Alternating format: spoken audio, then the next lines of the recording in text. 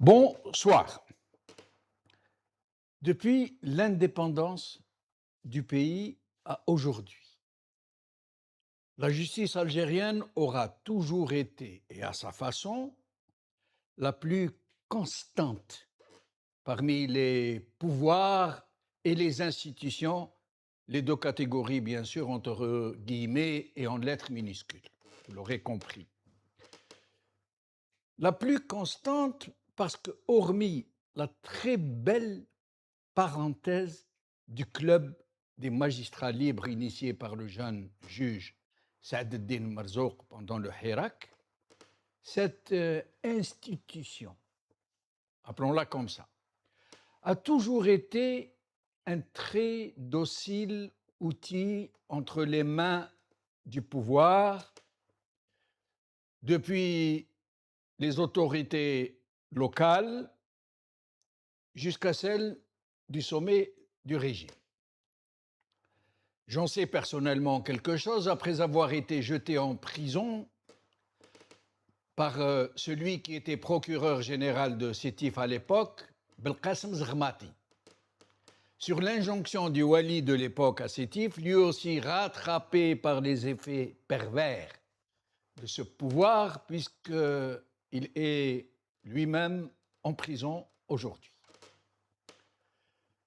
Cette relation entre le pouvoir et cette institution judiciaire a toujours, en effet, reposé sur une sorte de consensus tacite, du gagnant-gagnant entre les deux parties, puisque en échange de cette docilité et d'un zèle qui a appris à devancer les désirata du pouvoir, les magistrats, toutes catégories et tout grade confondus, ont table dressée pour se servir sur la bête, sur les justiciables ordinaires. Voilà pourquoi l'écrasante majorité des magistrats algériens, malgré leur salaire relativement faible, vivent très en dessus de leur rémunération réciproque, en plus de leurs courtiers, de leurs rabatteurs, en tout genre, qui se nichent dans tous les corps et auxiliaires annexes et qui font leur beurre en rabattant de l'argent vers ces magistrats. L'argent de la corruption. Généralement, l'argent pour le Haj Flan, procureur général, Haj Flan, président de la Cour, Haj Flan, Sid el-Jouj, Sid el-Qadi, etc. C'est un secret de polichinelle dans ce malheureux pays. Il n'y a pas un seul Algérien qui ne connaît ce côté sordide de cet aéropage scélérat, hacha, comme je l'ai dit tout à l'heure, les rares magistrats, avocats et autres auxiliaires intègres et qui ont d'autant plus de mérite qu'ils évoluent dans un milieu hostile, que leur attitude dérange au plus haut point.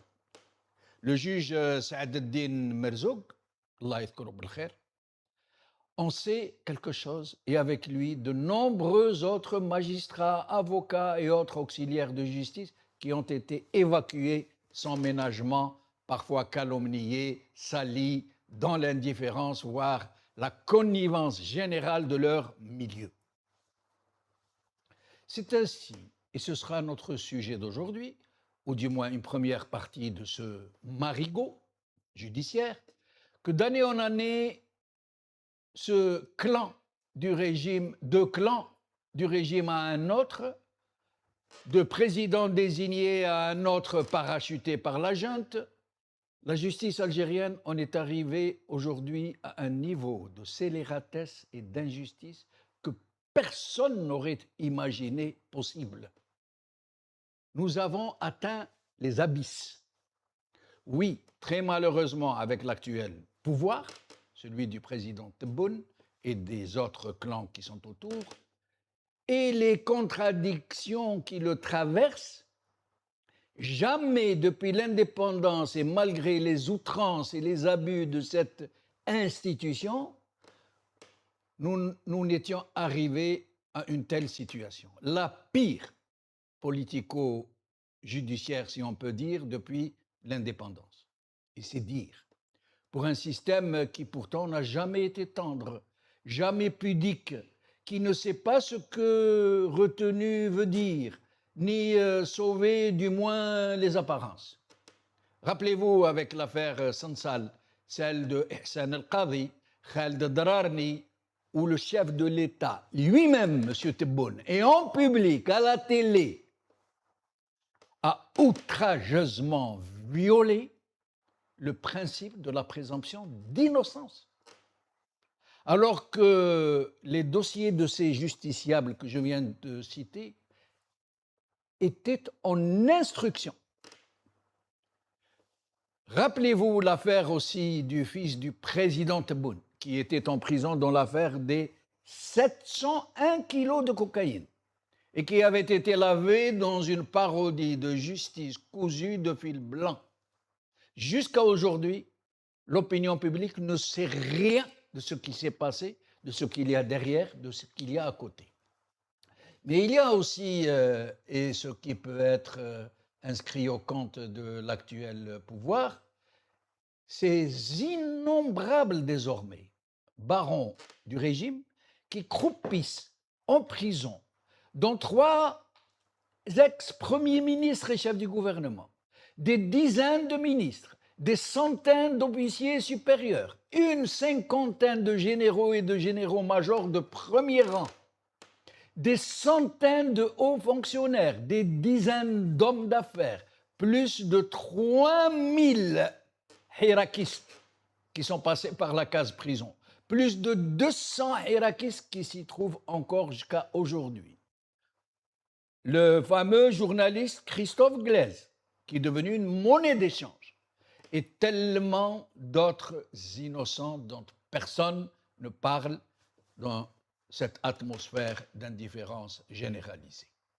Comme l'expert Gilloul Slama, qui avait été enlevé, disparu pendant plus de 7 jours, pour enfin atterrir en prison parce qu'il avait donné une interview à une chaîne de télévision algérienne où il avait osé parler du projet très sombre, très occulte de Garage Billet. Nous allons essayer de parler de tout ça et d'autres affaires aussi. Et si nous ne parvenons pas à épuiser le sujet, nous y reviendrons dans d'autres émissions.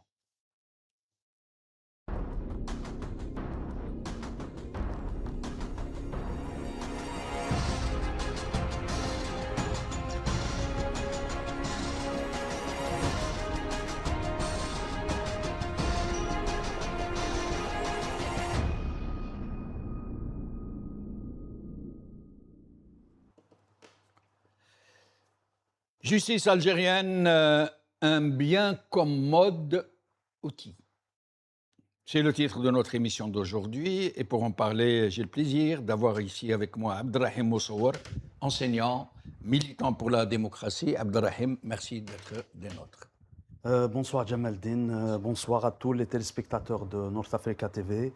Merci pour cette invitation, pour un sujet aussi important que sensible, qui touche non seulement à notre pays, mais qui touche directement les classes populaires en Algérie, avec toutes les différentes, c'est-à-dire leurs différentes catégories sociales, différents endroits, différentes administrations, différents secteurs. C'est-à-dire un sujet qui a toujours été instrumentalisé pour faire abattre une chape de plomb sur notre chère Algérie. Merci. Alors, avec nous en visio, notre ami Lies Jbaili, économiste, militant politique, animateur d'Alterna TV. Lies Jbaili, merci d'être des nôtres. Merci Jamaldine pour l'invitation. Merci, je salue notre ami le militant Abderrahim, et toute l'équipe de votre chaîne qui assure la couverture. Vous nous embarquez sur un sujet très sensible, oui, je le reconnais, toujours des sujets concernant la corruption et le népotisme en Algérie. Ça, c'est un sujet qu'il faut régler impérativement parlant. C'est un chemin qu'il faut le baliser, le régler avant l'instauration d'un état de droit, parce que c'est irrévocable, parce que la corruption a gangréné toute l'administration algérienne et en plus aussi les institutions aussi. Donc c'est très important. Il faut qu'on essaye de l'analyser à froid ou à chaud, peu importe, mais l'essentiel, c'est de porter le message que la corruption et le népotisme sont des fléaux tueurs pour notre sûreté et notre survie, la survie de l'Algérie ainsi que pour son peuple. Très bien. Alors, nous allons commencer par des images, parce que je voulais vous montrer, c'est très fort, et c'est très, j'allais dire, c'est très sale, excusez-moi d'utiliser de ce mot. Je voulais vous montrer jusqu'à quel point les gens de ce régime peuvent aller aussi bas. Et pourtant, c'était l'un des leurs, M. Yahya. C'était l'un des leurs. Il était en prison, il était Premier ministre, et il avait perdu son frère. On l'avait autorisé à assister aux funérailles. Et alors, au lieu de faire en sorte de préserver sa dignité, de le montrer habillé normalement, les mains libres, entouré de loin par des gens qui surveillent, faire en sorte de ne pas l'humilier, vous allez assister à la pire humiliation d'un haut commis de l'État, mais d'une façon qu'aucun sadique n'aurait imaginé. Et ceux qui ont procédé à ça, en fait, c'était l'occasion pour eux de se venger. C'était une petite vengeance personnelle, de qui vous savez, ce n'est pas la peine de le nommer. Regardez. Voilà. Monsieur Ouyahia, les menottes.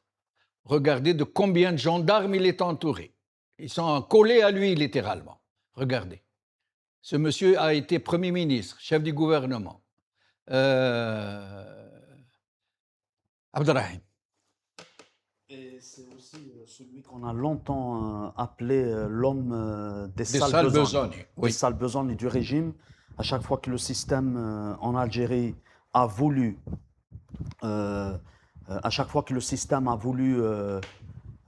imposer des mesures d'austérité, des mesures d'injustice, qu'elles soient économiques, sociales, politiques en Algérie, il a fait appel à Ahmed Yahya. Oui. Rappelons-nous qu'il a toujours été là à faire face à toutes ces questions journalistiques, à une époque où des journalistes portaient, Hachali Messalouch, comme tu le disais tout à l'heure, portaient bien le nom de journalistes qui posaient des questions claires. Il y avait des députés, il y avait des hommes politiques qui osaient affronter le système, comme le fait le peuple aujourd'hui. Donc, Ouyahia, ce qui s'est passé, d'ailleurs, cette image qui est parlante, ça nous montre le cynisme.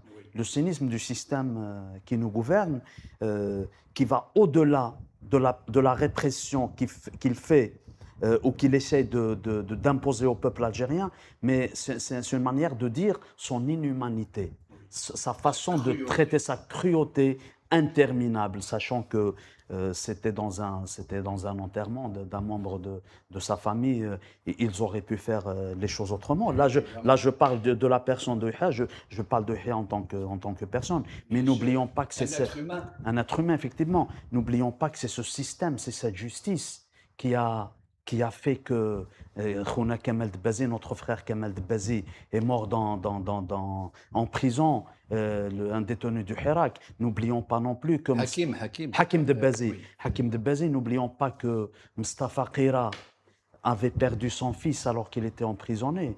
Et il a juste pu bénéficier c'est-à-dire d'un dernier regard à la maison. Il n'a pas pu l'enterrer. N'oublions pas que c'est au nom de cette justice, aux ordres, que notre frère Kemal Din Fakhar est mort. N'oublions pas Mohamed Temelt, n'oublions pas les uns et les autres, toutes ces femmes, tous ces hommes qui non seulement ils étaient victimes d'un système répressif en Algérie. Mais ce qui est malheureux dans toute cette histoire, c'est que l'appareil, le pouvoir qui devait être droit, qui devait nous donner l'idée sur la bonne santé d'un État de droit, c'est cet appareil qui a été utilisé pour que les enfants de ce peuple, hommes ou femmes, soient victimes de la répression, de Plus de l'acharnement. 3000 hirakistes. Des hirakistes depuis 2019 rentrés en prison, qui hein. sont rentrés en prison Oui, qui et ont puis fait de la certains ont prison. été relâchés. J'ai envie de dire aussi que c'est au nom de cette justice, de cet appareil judiciaire qui aujourd'hui est transformé en appareil répressif qu'on a assisté à la sortie d'un certain Khaled de prison et l'entrée d'un autre Khaled en prison. Un Khaled qui était coupable dans une affaire de drogue et un Khaled Dararni qui était journaliste. Khaled le fils de Tebboune et Khaled Dararni qui a été accusé de Khabarji, d'avoir reçu par le président. Alors son procès était en instruction. Ce qui montre qu'on parlait d'un état de droit. Un état de droit où il devrait y avoir des fondamentaux.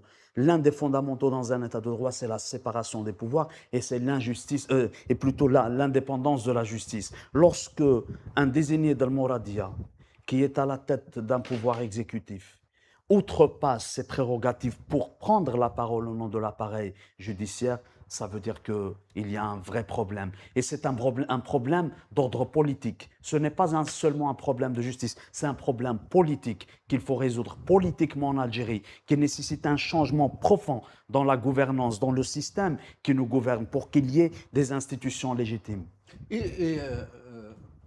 Merzouk Saad-Eddine, pourquoi est-ce que c'est la seule exception, quasiment, du moins ce que nous savons, qui a essayé qui a manifesté un sursaut de dignité. Il a essayé de sauver l'honneur de son institution. Et qui l'a liquidé?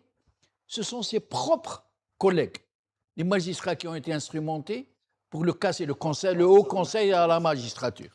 Il faut savoir une chose, c'est que le Hirak du peuple algérien a été un sursaut populaire très large, au point où certains de la presse occidentale, de la presse même du monde arabe, parlaient de Hirak al-Qudat.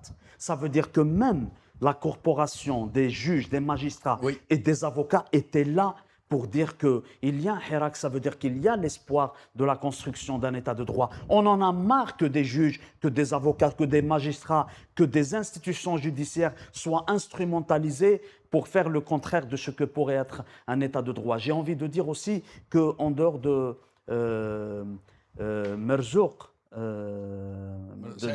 Saad-Eddine Merzouk, il y a aussi Yissad, qui était aussi un juge, qui était le président du syndicat de la magistrature, qui a essayé de faire face et qui a démissionné de son poste de président du syndicat en contestation à ce que subit l'appareil judiciaire dans son état global, mais aussi Saad-Eddine Merzouk, qui était juge et dont nous avons porté fièrement le nom et scandé. Et bien sûr que nous continuons de soutenir, parce que l'espoir de la construction d'un état de droit est d'avoir une justice libre, indépendante, qui mettrait les citoyens, les institutions et les responsables politiques au même niveau. L'espoir, il est toujours là.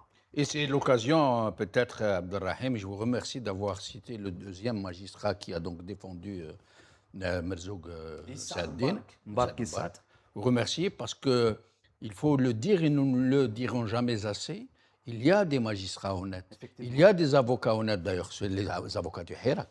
Absolument. On continue jusqu'à aujourd'hui de soutenir, d'accompagner des détenus politiques et d'opinion à leurs frais, gratuitement. Absolument. Et qui subissent l'acharnement de l'administration. Alors qu'ils sont une infime minorité, ça aussi il faut le dire. Oui. Et ils sont quelques dizaines, au mieux quelques dizaines. Presque toujours les mêmes visages. Toujours les mêmes visages, nos amis que nous adorons, que nous aimons. Absolument. Et qui sont au milieu de 40 000 avocats. Vous imaginez une armée. Mais il n'y a que quelques dizaines, malheureusement. Je suis désolé de le dire comme ça. Lias Jbaili. Enfin, je vais essayer. Tout a été dit par Abdelrahim, et je vais essayer un petit peu d'analyser la situation en Algérie, parce que c'est pas une question d'un finalement. Parce que le slogan du Hirak, c'est pas changer un président par un autre.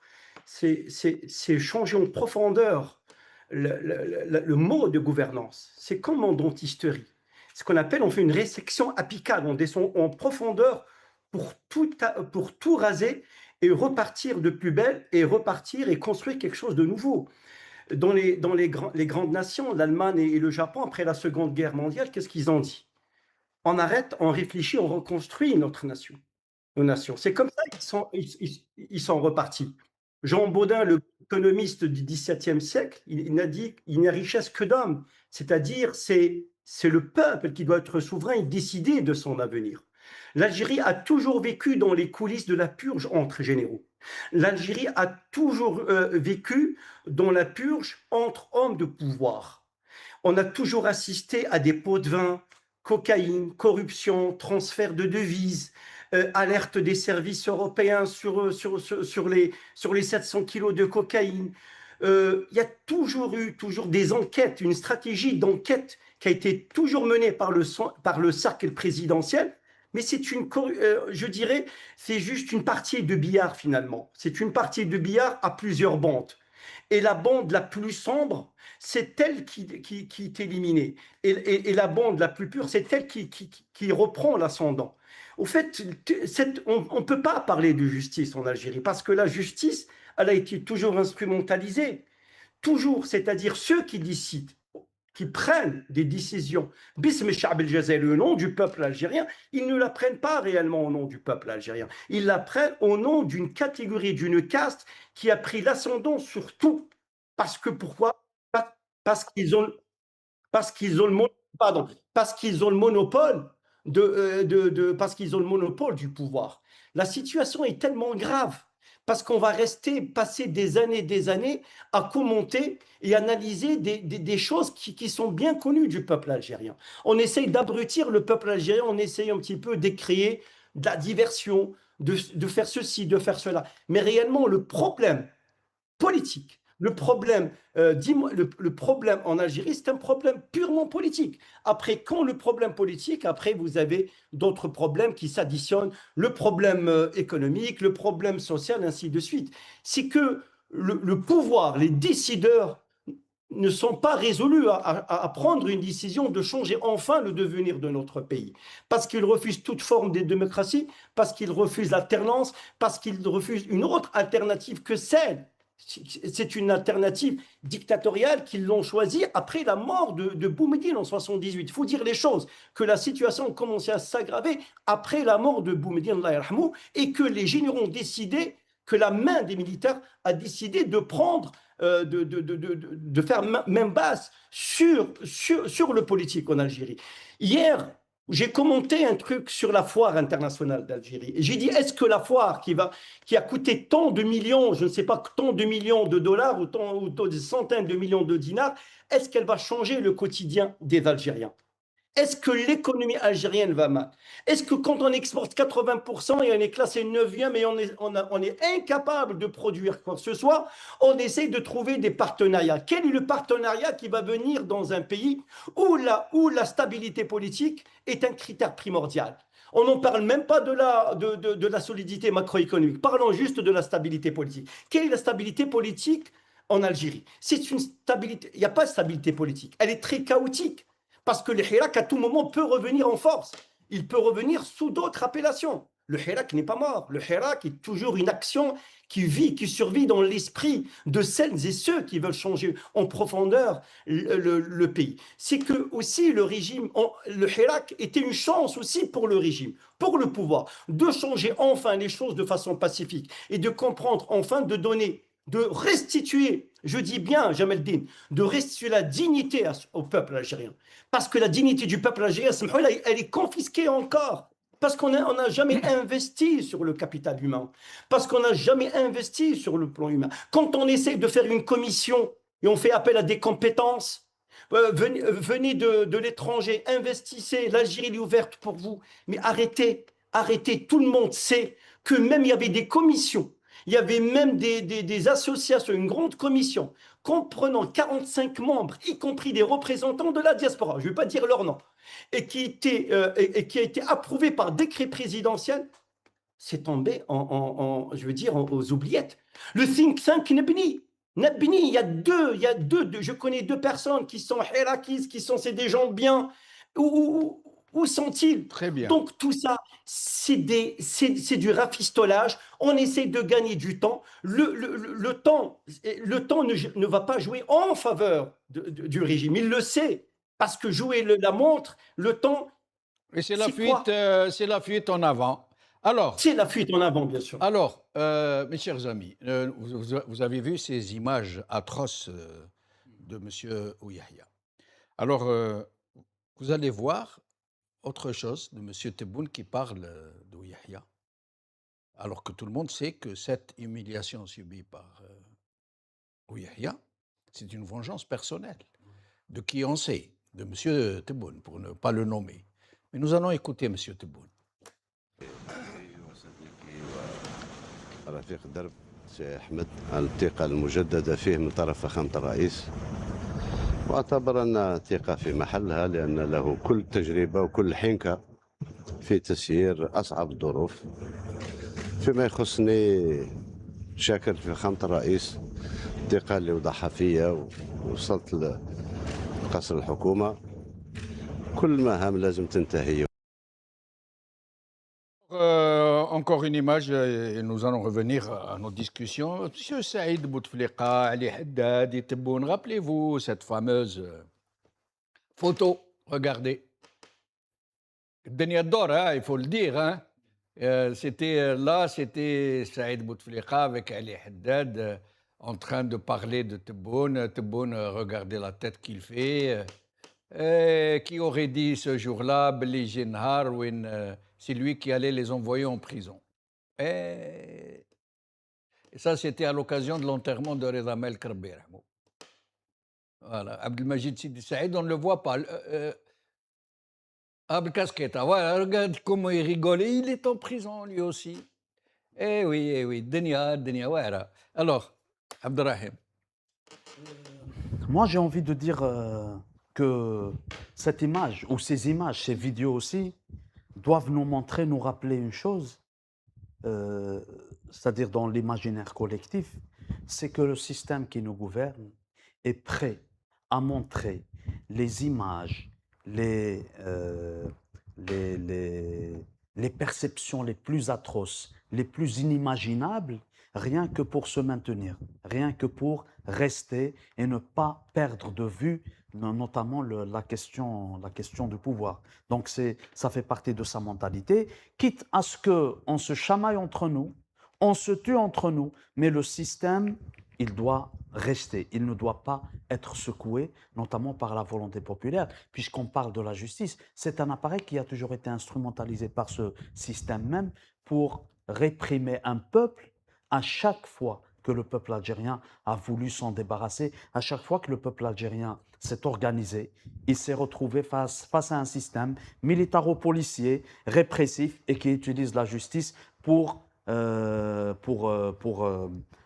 c'est-à-dire pour faire abattre des articles tels que l'article 87 bis, des articles de loi du code pénal qui empêchent le citoyen de bouger, de respirer, la déchéance de nationalité, notamment, ça a commencé, ça fait des lustres en plus le lendemain de la désignation d'Abdelmajid Tebboune. N'oublions pas que la nomination de Belkacem Zermati au poste de ministre de la Justice, il lui disait clairement devant tout le monde, il ne faut pas s'arrêter, il faut aller jusqu'au bout, au point où on peut déchoir des Algériens de leur nationalité. Rouet Djamaldine, j'ai envie d'ouvrir une parenthèse qui me tient vraiment à cœur. Nous sommes le 25 juin. Et puis, on parle de la justice, de l'indépendance de la justice. Moi, je me pose la question, où en est l'affaire de l'assassinat de Matoub Lounès? Matoub Lounès qui a été tué en 1998, un 25 juin 1998, par le pouvoir en Algérie, le pouvoir avec toutes ses tentacules. Ça fait presque 30 ans, 28 ans après, l'assassinat de Matoub cette affaire n'est pas encore élucidée.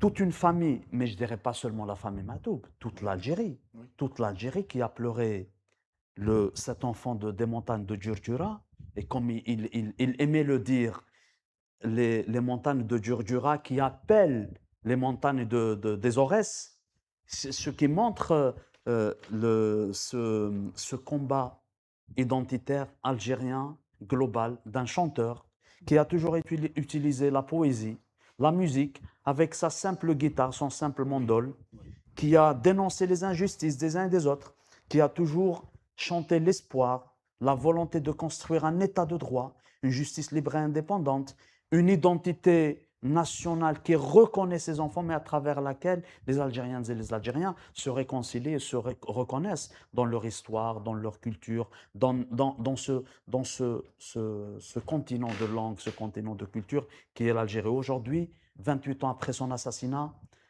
l'enquête, on ne sait pas où elle en est. Est-ce qu'il y a des vérités? Il ne faut pas oublier qu'il y avait un certain Medjnoun qui a été accusé d'avoir assassiné Maatoum Lounès, mais sa sœur Malika et sa famille disent que c'est de la poudre aux yeux. C'est tout simplement une affaire politique en Algérie qui a été instrumentalisée. Il dérangeait. Et c'était un bon fonds de commerce, le faire assassiner par les islamistes. Effectivement. Le terrorisme pédagogique. Absolument. Oui. Le pouvoir qui a toujours instrumentalisé cette question de bipolarité dans notre société, créer des islamistes, anti-islamistes, conservateurs, démocrates, conservateurs, laïcs, etc. Et c'est dans cette sphère que l'assassinat de Maatoum Lounès constitue aujourd'hui une véritable affaire politique. Et je suis sûr et certain qu'un jour viendra qu'une justice verra le jour, pas que pour l'assassinat de Maatoum Lounès, mais tous ces assassinats dans les prisons, en dehors des prisons et même à l'étranger. 250 000 morts, 200 000 morts. Les Algériens, effectivement. Le président Boudiaf, les disparus, les 20 000 disparus. Les plus de 20 000 Algériens disparus durant cette décennie. Et où la justice, les gens qui ont été condamnés alors qu'ils portaient des traces de torture. Sans oublier des magistrats corrompus.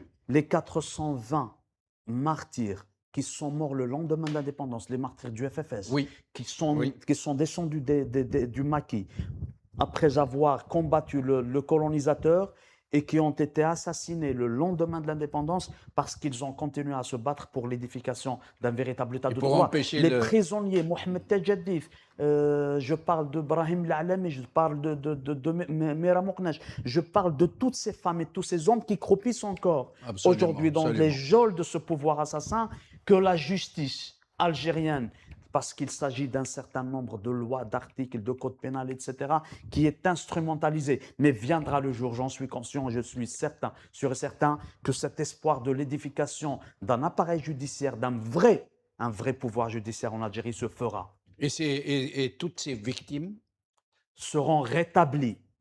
Auront été les victimes de cette institution.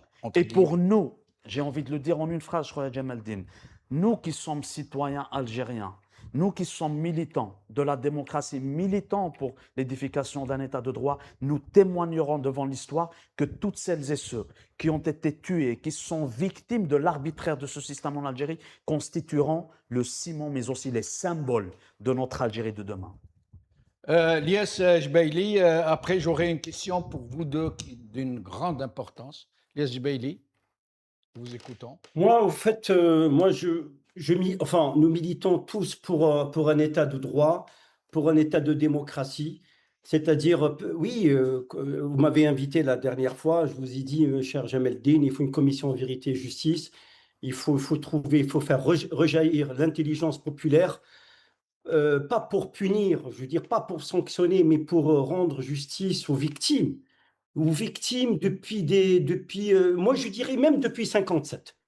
Depuis Abben Ramadan l'assassinat, depuis l'assassinat de Abbas El-Gharour en Tunisie. Vous savez, je vais faire une émission sur Abbas El-Gharour aussi. Aussi, il faut remonter, parce que aussi, quelque part, ces 17 cadres de la Wilaya 1 qui ont été complètement laminés, on peut remonter, parce qu'il y a trop de problèmes dans notre société, parce que notre société, c'est une société violente, c'est une société qui s'est forgée en une seule âme, pour avoir l'indépendance. Mais après l'indépendance, on n'a pas su comment construire. C'est pas le peuple est victime de ces, je dirais, de ceux qui ont pris le pouvoir, de ceux qui ont confisqué le pouvoir et qui n'ont pas su faire de notre pays un joyau et un havre de paix et de démocratie. Pour revenir, voilà, et je tiens aussi à rendre hommage à Lounès Mahtoub. Je lui ai rendu hommage. Pourquoi? Parce qu'il chante l'amour, la vie, l'identité et la vie et la liberté. Ça, c'est très important. Ce sont les 4 critères pour moi pour rendre un citoyen très fort mentalement et je veux dire, et très solide sur le plan de la conscience. Sinon, par rapport à l'image que vous nous avez montrée tout à l'heure, moi, je me rappelle quand M. Abdelmajid Tebboune il est venu à Paris, je ne savais à cette époque-là, avant le Hirak, je ne savais que la messe était dite, que sa décision de le limoger était déjà prise avant qu'il prenne l'avion pour venir à Paris et rencontrer à cette époque-là Édouard Philippe, qui était Premier ministre du premier mandat de Macron. Mais ni plus ni moins, il faut rester vigilant. Ce régime, il y a des clans. Ce régime, sa force, il est constitué de plusieurs clans.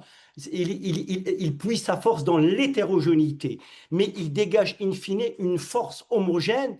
Donc il y a une ligne rouge où ils ne peuvent pas la transgresser, parce que transgresser cette ligne rouge engendre l'effondrement de ce système. Donc il mue, il manipule, et cette image, c'est une image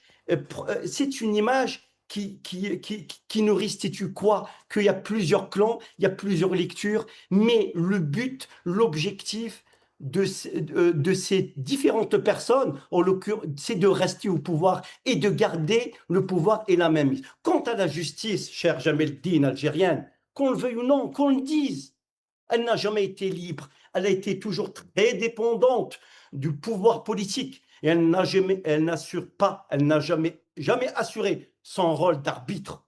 Et je dirais même, elle est dans ce système de corruption c'est-à-dire elle est de mèche, pas tous, mais elle est de mèche avec le pouvoir. Elle est de mèche quand un juge, il condamne un pauvre innocent en son âme et conscience. Ça c'est très grave. Quant à l'image de M. Ouyahia, qu'on soit d'accord ou pas, qu'on dise qu'il était trop libéral, qu'il était du régime, c'était un larbin, c'était le comité d'État, c'était l'homme au sale besogne. Mais au moins respecter la dignité. Pardon? Au moins respecter. Oui. Au moins respecter la dignité humaine. Un homme qui assiste aux funérailles, à l'enterrement de son frère, de le mettre dans des conditions pareilles, c'est lui enlever, encore de l'humilier davantage et encore de lui enlever la dignité. La dignité doit rester un trésor pour chaque citoyen algérien. Peu importe. Mais, la dignité est un bien qui est acquis dans le chaudron de la douleur. Le premier amendement, le premier article de la Constitution allemande après la Seconde Guerre mondiale, l'article 1, c'est la conservation de la dignité humaine. Donc ce pouvoir, peu importe ce qu'il fait, il est responsable, il mue, il est incolore, il est inodore, il va emprisonner. Donc il n'y a pas que 1 ou 2 qui sont prisonniers, il n'y a pas que Tajadid qui est prisonnier, il n'y a pas que l'Alemi, il n'y a pas que Tera, c'est tout le peuple algérien qui est prisonnier. Et je dis que tous les Charmezidine est prisonnier parce qu'il vit les jours les plus sombres de sa propre existence, économiquement, politiquement, la répression, le mal-être, même le mal-être. Ce régime, il est arrivé à inventer le mal-être. Toute notre jeunesse qui s'embarque et qui part, je veux dire, vers l'Europe, en quittant le pays. Pourquoi? C'est parce que ce pays n'offre rien. C'est parce que le pays a été confisqué. C'est parce que ce pays a été décapité. Et restez avec nous, Lias Jbaili. Restez avec nous. Lias, je voudrais vous remercier pour avoir évoqué la mémoire d'Abbas El-Ghoror. Merci à Abdelrahim d'avoir évoqué la mémoire de Mahtoub Lounès. Merci à vous, cher ami Lias, d'avoir évoqué celle d'Abbas El-Ghoror, que les Algériens ne connaissent pas. Alors que c'est un immense héros. c'est un très grand combattant. C'est une lumière de la révolution algérienne. Et il a subi une double injustice. Il a été liquidé par des gens haïssables, que je ne citerai pas. Je laisse les historiens faire le travail. Pendant la Révolution, et de la même manière qu'ils ont liquidé Abba Ramdan, non seulement ils l'ont liquidé, cette première, ils l'ont tué lâchement, d'une façon sale, avec d'autres de ses camarades. Et non seulement ils l'ont, mais ensuite, ils ont fait en sorte qu'il tombe dans l'oubli. Cet enfant de votre région, hein, Elias Jbaili, Khenchela et sa région, et Abbas El-Kharour qui a besoin non seulement qu'on lui rende son honneur, mais qu'en plus qu'on fasse connaître son combat et l'injustice qu'il a subie. Et Abbas El-Kharour, que je salue, moi j'ai beaucoup d'estime pour cet homme, pour ce grand homme. Il est parmi les révolutionnaires que j'admire le plus. Et ce n'est pas parce qu'il est de ma région, croyez-le. Alors, Ammar Abenyous a été remis en prison. Et c'est l'objet de notre émission, le fond de notre émission, sans qu'on sache pourquoi. La même chose que pour... Laissons les hirakistes aujourd'hui de côté. On va parler, laissons les prisonniers politiques des années 90, dont la moitié est morte en prison, que tout le monde a oublié, de côté pour aujourd'hui. Parlons des barons du régime eux-mêmes, qui sont en prison. À la limite que vous ne me donniez pas d'informations sur leur dossier lorsque leur dossier est en cours d'instruction. Je comprends. On ne peut pas donner d'informations sur un dossier en cours d'instruction. Mais des gens qui sont en prison depuis 2018 et 2019, combien d'années ça fait 7 ou 8 ans. D'autres 4 ans, d'autres 5 ans, d'autres... tout le monde sait que c'est des règlements de compte. Ils les ont appelés la Isaba. Mais ceux qui leur ont donné le nom de Isaba, Tebboune, Chengriha et les autres, sont eux-mêmes en connivence avec eux. Ils travaillaient ensemble, ils volaient ensemble, ils détournaient ensemble. Ils mettaient les gens en prison ensemble, ils faisaient des coups bas ensemble. C'est les mêmes, c'est la même mafia. Sauf qu'une partie de cette mafia a mis une autre partie en prison. Mais le comble du mépris, c'est qu'ils ne donnent aucune information au peuple algérien. Parce qu'ils ne peuvent pas donner de l'information. Parce qu'ils donnent la totalité de l'information. Tout le monde saura alors qu'ils sont complices, les uns avec les autres. Mais... là, Ammar Abenyous, bien encore, il a fait de la prison, il est sorti, il était tranquille, ils l'ont remis en prison, mais personne ne nous dit pourquoi. Comme personne ne nous dit pourquoi les généraux-majors sont en prison, les généraux, les ministres, 3 chefs du gouvernement et Premier ministre, des centaines de fonctionnaires, des walis, Mais est-ce que ça vous interpelle, cette façon de faire? Ça veut dire même quand ils font... Je ne sais pas, c'est quelqu'un qui avait dit au sujet du cardinal de Richelieu, c'est une épitaphe sur sa tombe qu'il a voulu mettre. Il a dit tout le mal, tout le bien qu'il a fait, il l'a fait très mal.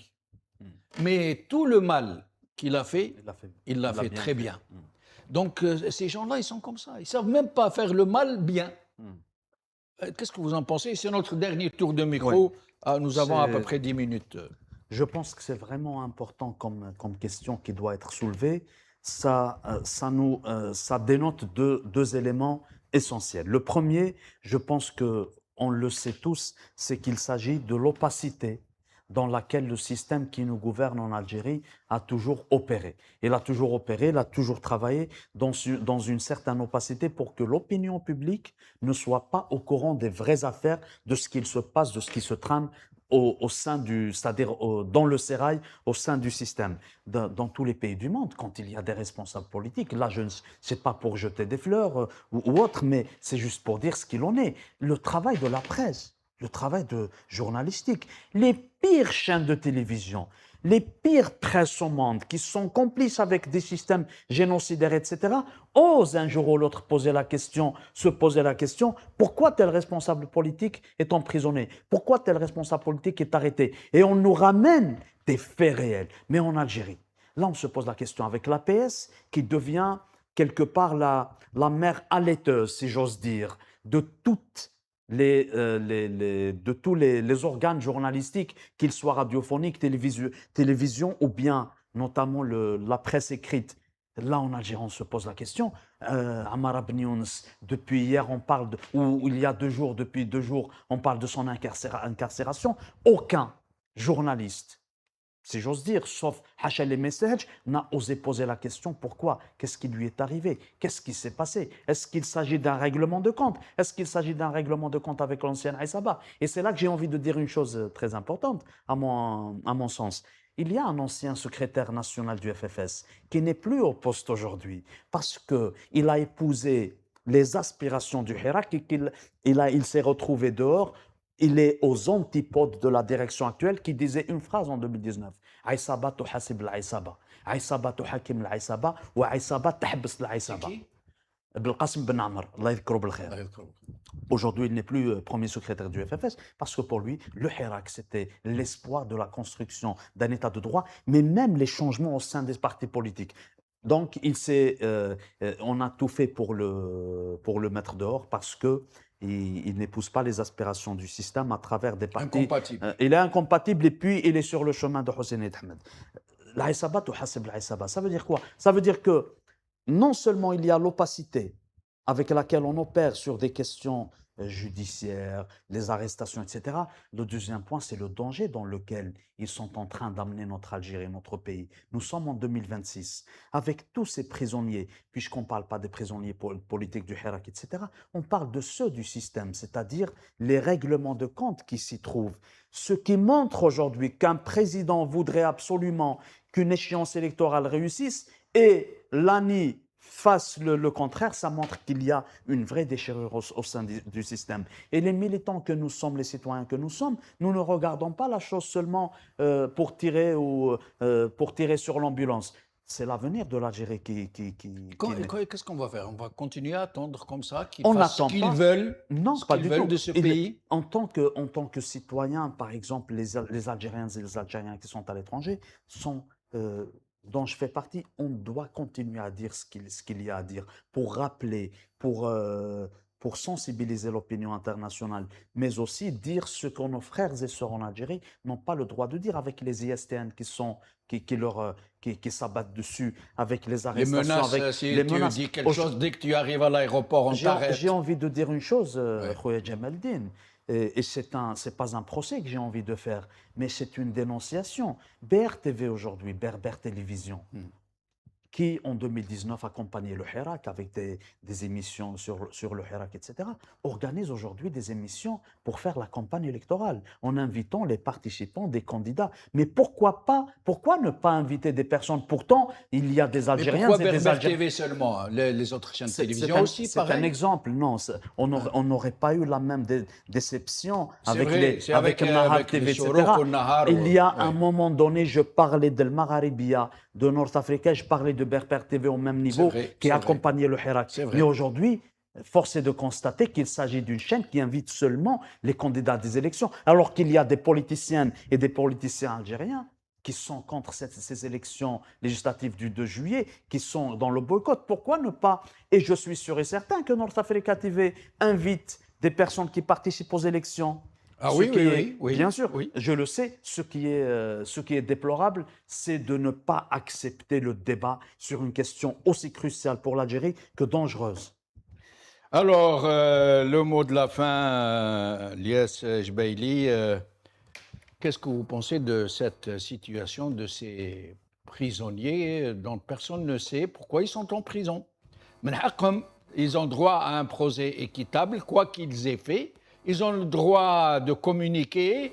Ils ne sont plus en instruction. Pourquoi ils ont été condamnés? Est-ce qu'ils ont été condamnés? Qu'est-ce qui se passe? Lies Jbeili, c'est le mot de la fin. Vous avez à peu près 3 minutes. Au fait, c'est très simple, Jamel Din, hein, ça ne demande pas de sortir de l'école Saint-Cyr pour analyser les arrestations entre dirigeants, entre barons, entre oligarques et du régime passent sous silence en Algérie comme en France. D'ailleurs, presque personne n'a évoqué l'emprisonnement du général Jebbar Menna, quand même, qui était un des membres influents du régime algérien. la tête pensante de l'architecture, je veux dire, et le maître du maillage pour poursuivre ou pour pourchasser les opposants en France. Voilà, donc maintenant on évoque aussi le cas de Benoît Samara qui était cadre du RCD.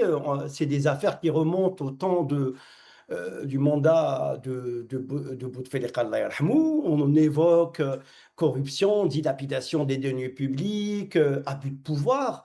Mais tout ça, pourquoi ça n'a pas été dit avant? Je ne comprends pas. Et il a été déjà condamné. Est-ce que c'est d'autres affaires? Est-ce qu'on n'a pas centralisé les affaires? Ou peut-être il y a une autre manière émanant du clan le plus puissant qui veut non seulement sacrifier, aussi humilier et donner un coup fatal au clan le plus faible. C'est malheur au vaincu, comme un gladiateur. C'est-à-dire, il y a deux gladiateurs dans un amphi. Celui qui tombe, c'est le vaincu, on le dit mort au vaincu. Et le puissant, celui qui sort triomphant. Donc c'est la réalité du régime. Il ne faut pas s'étonner de la nature du régime. Le régime, il est impitoyable. Il commence, je veux dire, à condamner et à frapper ses propres dirigeants. C'est le plus puissant qui reste. C'est la nature du régime qui est faite ainsi comme ça. Je veux dire, nous, on s'étonne, mais moi, ça ne m'étonne pas. Peut-être un jour, on va voir que, je dis peut-être, un grand général qui va être neutralisé. Il y a un changement au sein des services secrets algériens. Je ne sais pas, ils ont changé combien de fois le patron des services de la direction des services intérieurs. Je ne sais pas combien de fois. 4, 5, du jamais vu dans l'histoire d'un pays qui est ultra sécurisé, d'un pays où il appuie sa force sur les services secrets. Il y a un changement. Ça veut dire quoi? Il y a des forces occultes au sein du pouvoir qui agissent et qui réagissent et qui éliminent à chaque fois. Donc, toujours, mais attention, il y a toujours cette ligne rouge, ce périmètre autour duquel le régime ne peut pas s'effondrer parce qu'ils ont compris, il y a une ligne, il ne faut pas la transgresser. Il peut y avoir des purges, il peut y avoir des sacrifices, il peut y avoir des humiliations, mais ça va se faire en silence, en catimini. Et le peuple est toujours écarté. Et moi, j'approuve ce qu'il vient de dire Abdelrahim, c'est que dans la presse algérienne, on ne parle pas de l'arrestation de tel ou de tel. On ne parle pas. C'est-à-dire, ça veut dire quoi? Ça veut dire que le peuple n'a jamais été convoqué pour assister. Le peuple n'est pas citoyen dans son propre citoyen. Merci. Voilà. Désolé de vous interrompre. Nous avons un peu débordé du temps de l'émission. Merci Abdelrahim Moussaour. Merci à vous, chers amis, d'avoir suivi cette émission. Bonne soirée. Merci.